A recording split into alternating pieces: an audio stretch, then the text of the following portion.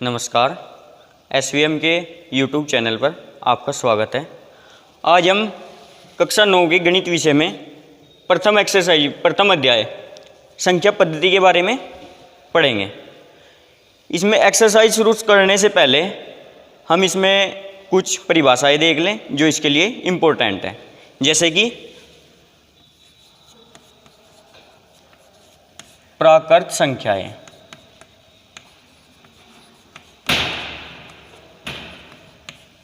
प्राकृत संख्याओं के बारे में आप सभी जानते हैं, जो संख्याएं वस्तुओं को गिनने के काम आती हैं प्राकृत संख्याएं कहलाती हैं।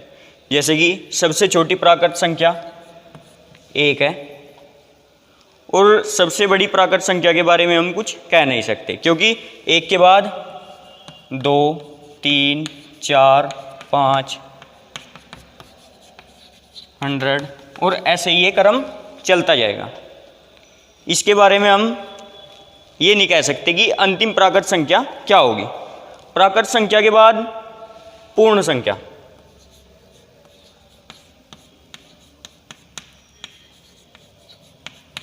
अगर प्राकृत संख्याओं के समूह में हम शून्य को भी सम्मिलित कर लें, शून्य को, तो ये जो सेट बनेगा ये संख्याएं क्या कहलाएंगी? पूर्ण संख्याएं। 0, 1, 2, 3 एज इट इज, जैसे कि प्राकृत संख्याएं थी। अब इसके बाद पूर्ण संख्याओं के बाद तीसरा नंबर आता है पूर्णांक। पूर्णांक क्या होगा? अब पूर्ण संख्याएं 0 से शुरू थी, प्राकृत संख्याएं 1 से शुरू थी। अब पूर्णांक में नेगेटिव अंक भी आपके आ जाएंगे, जैसे कि -2, -1, 0, 1, 2 और इसके पहले के भी अंक -3, -4, -5 और 2 के बाद 3, 4, 5 एज इट इज चलते जाएंगे। ठीक है। अब इसके बाद हम क्या पढ़ेंगे? हम देखेंगे एक महत्वपूर्ण डेफिनेशन के बारे में, जो होती है परिमेय संख्याएं।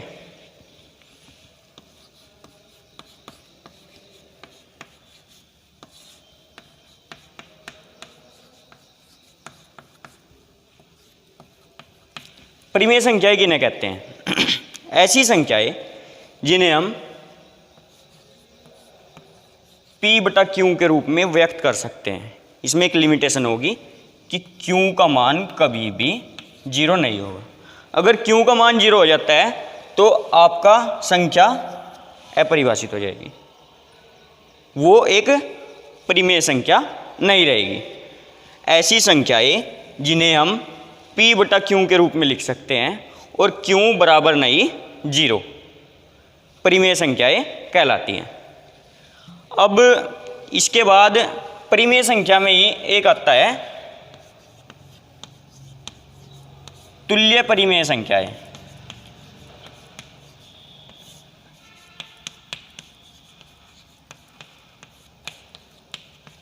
ऐसी परिमेय संख्याएं जो लगभग एक दूसरे के समान ही होंगी, जैसे कि 1/3 और 3/9। अब आप 3/9 को हल करो, वही 1/3 आना, 3 एकम 3 और 3 तिया 9। ये भी 1/3 है और ये भी 1/3 है। ये दोनों क्या हो गई? तुल्य परिमेय संख्याएं। अब आपकी डेफिनेशंस, जो मेन डेफिनेशंस थी, वे मैं आपको बता चुका। अब इसकी एक्सरसाइज को हल करेंगे।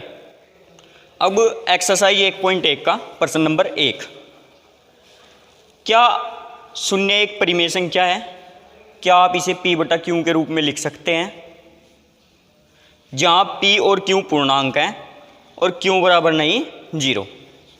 जब इसने ये कह दिया कि परिमेय संख्या, अगर ये परिमेय संख्या होगी तो ये P और Q पूर्णांक होंगे ही होंगे और Q बराबर नहीं 0 आवश्यक है, क्योंकि डेफिनेशन से ही हम देख चुके हैं कि Q बराबर नहीं 0 होना चाहिए और P और Q दोनों ही पूर्णांक होने चाहिए। अब देखो, क्या 0 एक परिमेय संख्या है? हाँ, 0 एक परिमेय संख्या है। इसे आप P/Q के रूप में लिख सकते हैं? बिल्कुल लिख सकते हैं। हाँ, 0 एक परिमेय संख्या है। इसका p बटा क्यू रूप क्या होगा? p बटा क्यू रूप होगा इसका 0/1। अब देखो 0 भी पूर्णांक है, डेफिनेशन से आप देख चुके, और 1 भी पूर्णांक है। 0/1 लिख दो, 0/2 लिख दो, 0/3 लिख दो, आप कुछ भी लिख सकते हैं, वो रहने वाला तो बिल्कुल 0 ही है। आप 0/1, 2, 3 कुछ भी लिख दो, एज इट इज, जो भी आप लिखना चाहो, यह एक परिमेय संख्या के रूप में p बटा क्यू के रूप में लिखा जा सकता है। अब आप जल्दी से इसका क्वेश्चन नंबर 2 देखेंगे। क्वेश्चन 2 क्या है? 3 और 4 के बीच में 6 परिमेय संख्या लिखिए। 3 और 4 के बीच में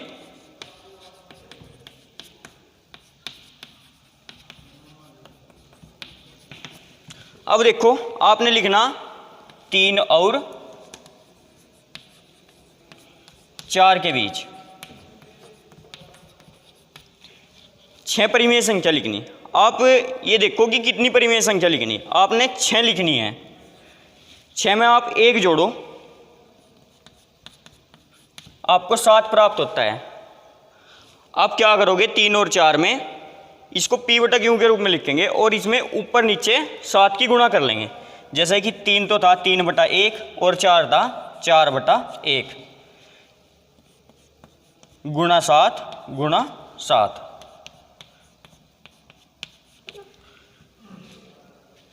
7 दिया 21/7, 7 चौक 28/7। अब इसके बीच में कितनी परिमेय संख्याएं आएंगी? 21/7 के बाद 22/7, 23/7, 24/7, 25/7, 26/7 और 27/7। 6 परिमेय संख्याएं आ गई और ये आपका आंसर हो जाएगा। 22/7, 23/7, 24/7, 25/7, 26/7 और 27/7 उत्तर। Thanks for watching. ओ भाई, थैंक्स फॉर वाचिंग। अगली वीडियो में हम जल्दी मिलेंगे और आगे के क्वेश्चन देखेंगे।